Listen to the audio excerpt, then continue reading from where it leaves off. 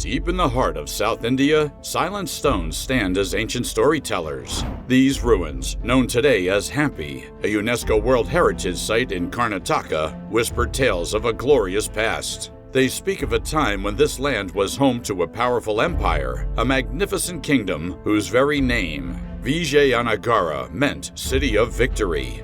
For over 300 years, from the 14th to the 17th century, this empire was a dominant force in South India, reaching a peak that many call a true golden age of culture, wealth, and military might. It stood as a strong defense, a bulwark, against invasions from the north, shaping the destiny of an entire region.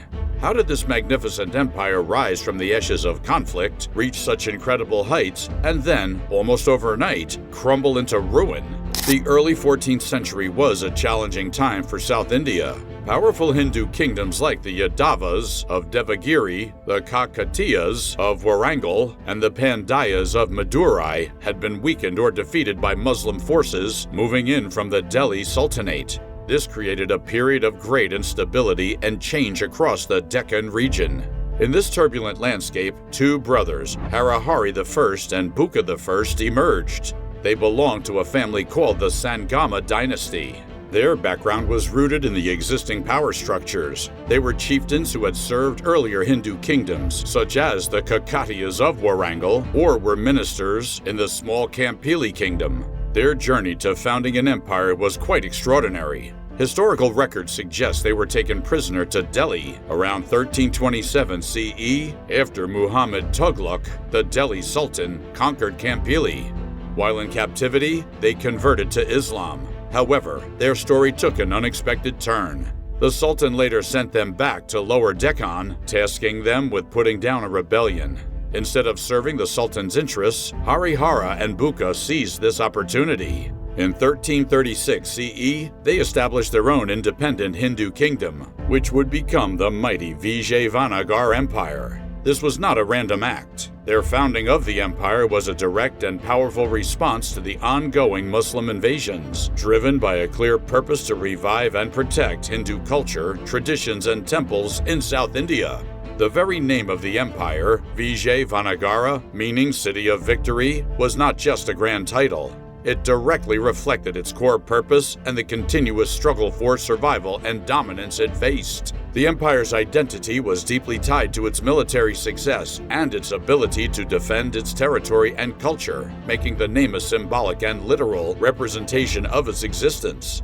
This choice of a name highlights a strong sense of purpose and a constant state of military readiness, which was central to its survival and expansion in a turbulent period of Indian history. The choice of Vijay Vanagara as the capital was also strategic. It was located on the banks of the Tungabhadra River and benefited from natural defenses, including a dramatic landscape of hillocks and rocky outcrops that formed a vast natural fortress. While the original capital was actually a principality called Anagandi on the northern banks of the Tungabhadra River, Vijay Vanagara quickly became the heart of the new kingdom. Harihari I wasted no time in consolidating power. In the first 2 decades after the empire's founding, he quickly gained control over most of the area south of the Tungabhadra River, earning him the impressive title Master of the Eastern and Western Seas. This early expansion laid the groundwork for the empire's future greatness. Under the Sangama Dynasty, the Vijayanagara Empire grew steadily, expanding its influence and reach. Harihari I's successor, his brother Bhuka I, proved to be a highly successful ruler. He significantly expanded the empire's territories, defeating the Sultan of Madurai and extending control all the way south to Ramaswaram.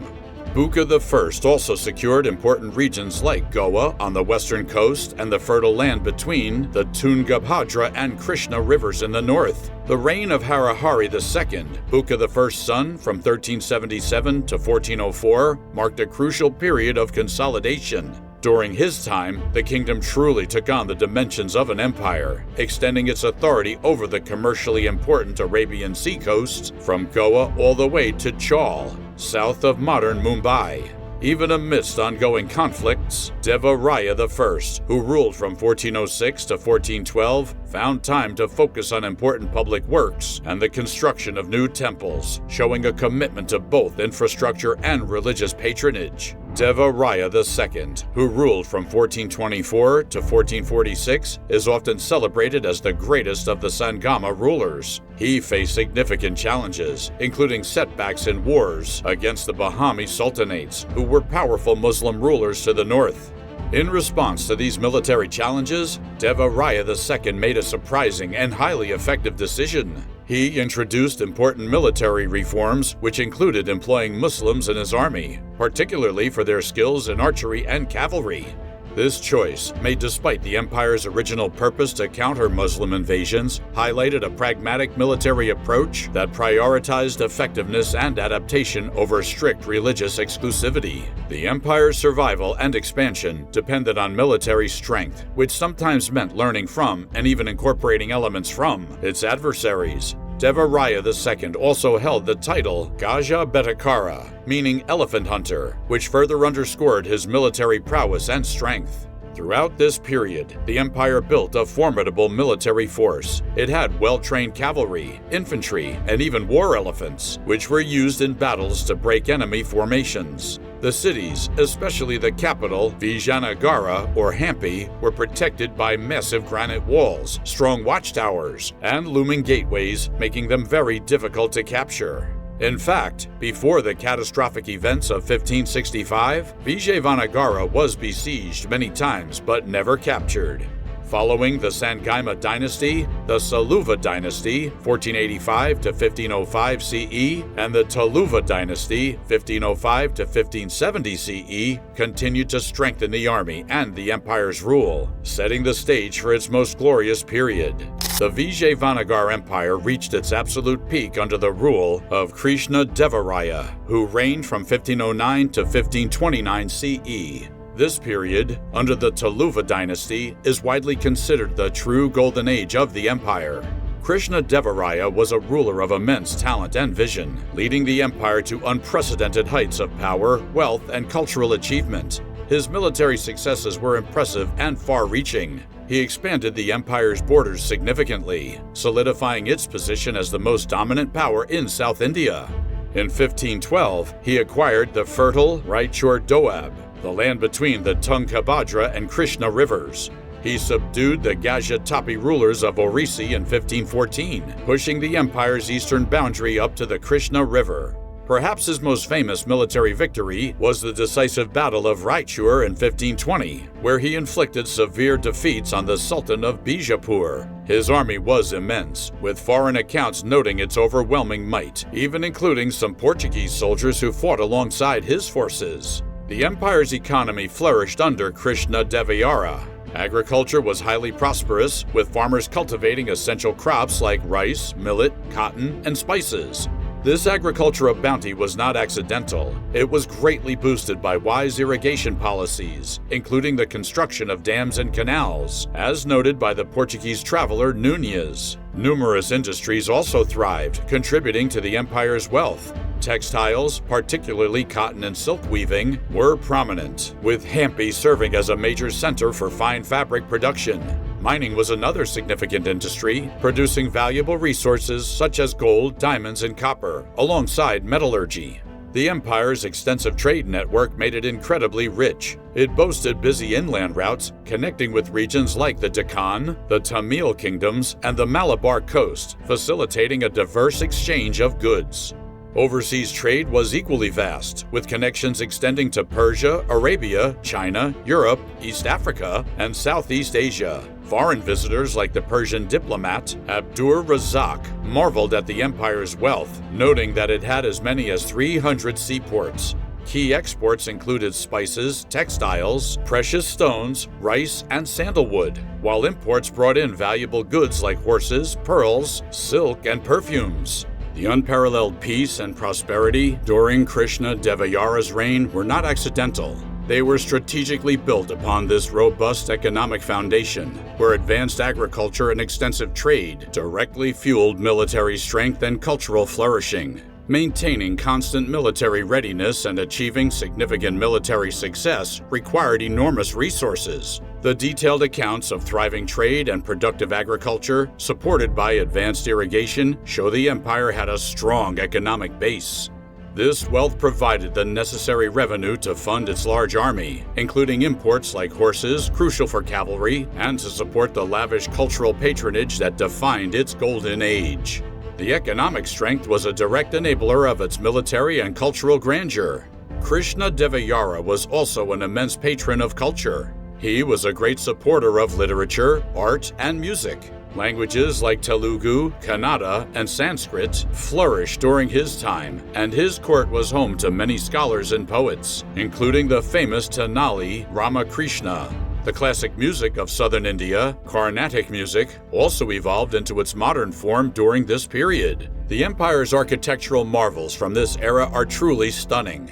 Krishna Devayara is credited with building many beautiful temples and adding to impressive gopurams, which are tall, ornate gateways to many important South Indian temples. Notable examples of Vijayanagara architecture include the Virupaksha Temple, the Vitala Temple, famous for its unique stone chariot and pillars that are said to make musical sounds when tapped, the Hazara Rama Temple, and the Lotus Mahal.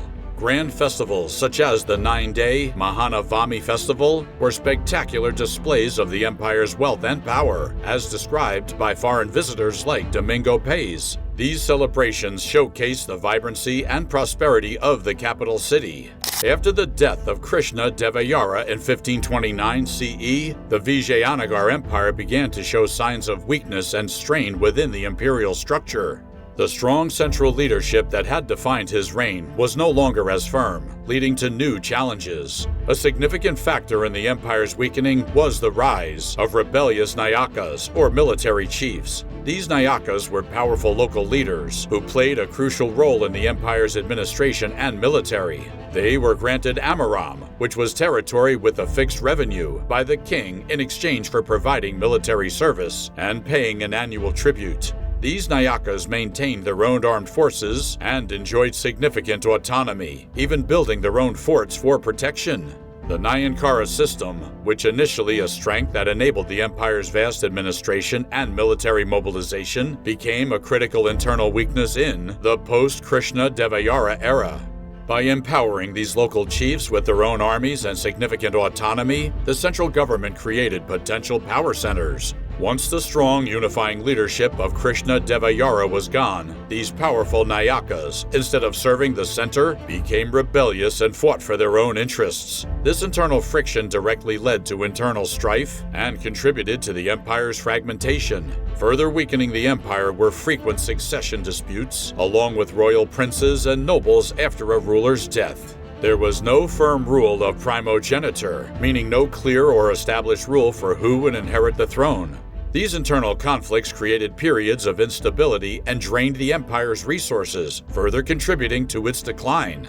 By 1542 CE, control at the center had shifted to a new ruling family, the Aravidu Dynasty. During this period, the military ambitions of both the Vijayanagara rulers and the neighboring Deccan sultanates led to constant shifting alignments. The sultanates, which often had been rivals among themselves, eventually saw an opportunity in Vijayanagara's internal struggles. This resulted in the formation of a powerful alliance of the sultanates, specifically against Vijayanagara, setting the stage for a catastrophic confrontation. The climactic moment in the history of the Vijayanagara Empire arrived with the Battle of Talakota in 1565 CE. Rama Raya, the chief of the Aravidu lineage, who held the real power in the empire, made a critical mistake by unnecessarily provoking the Deccan sultanates. This provocation led to the formation of a powerful alliance of 4 Muslim sultanates: Ahmednagar, Bijapur, Bidar, and Golconda, uniting their forces against Vijayanagara. The battle itself took place on January 23, 1565, in Talakota, a location in modern-day Karnataka. A key factor in the Vijayanagara defeat was the superior military technology of the sultanates. They possessed advanced military, including a massive cannon named Malik-e-Maiden, meaning Master of the Field, which the Vijayanagara army largely lacked. The Vijayanagara forces also had fewer cavalry and generally lacked the advanced weaponry that the Deccan Sultanates possessed, particularly in artillery. The outcome was devastating. The Vijayanagara army was completely routed, meaning utterly defeated, and Rama Raya, the king, was defeated and killed in the battle. Following their victory, the Sultanate army plundered Vijayanagara without opposition. This led to the brutal sacking and destruction of its magnificent capital, Hampi. It is important to understand that the destruction was not random. Historians suggest it was a politically strategic act, specifically targeting sites connected to sovereignty, royal power, and authority to cripple the empire's ability to rise again. The destruction of Hampi after the Battle of Talakota was not merely an act of war, but a deliberate and strategic effort to dismantle the very symbols of Vijayanagara's sovereignty and power, ensuring its long-term political collapse. The extensive and targeted destruction of Hampi, particularly its royal and religious centers, goes beyond simple wartime looting.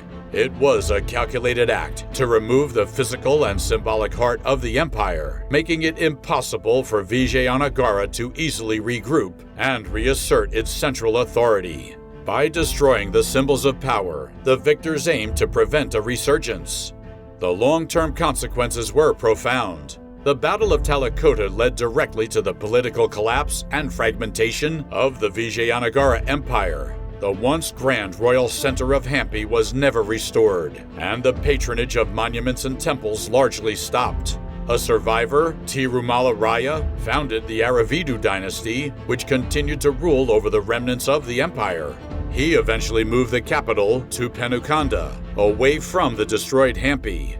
While the empire continued in a weakened state until 1646 CE, its power greatly declined after this catastrophic battle, marking the end of its golden age. It is worth noting that some historians have debated whether the Battle of Talakota was purely a clash of civilizations, meaning a religious conflict between Hindus and Muslims. While some earlier accounts suggest this, other scholars reject this idea, pointing to evidence of cordial Hindu-Muslim relations within the empire and the fact that Muslims held high positions in the Vijayanagara court. Despite its dramatic fall, the Vijayanagara Empire left behind an incredible heritage that continues to inspire today. Its architectural marvels, rich literature, and vibrant art stand as enduring testaments to a powerful kingdom. If you found this journey through India's medieval golden age fascinating, please give this video a thumbs up, subscribe to our channel for more untold stories from history, leave a comment below with your thoughts, and hit that notification bell so you don't miss our next adventure. Thanks for watching, and we'll catch you in the next one.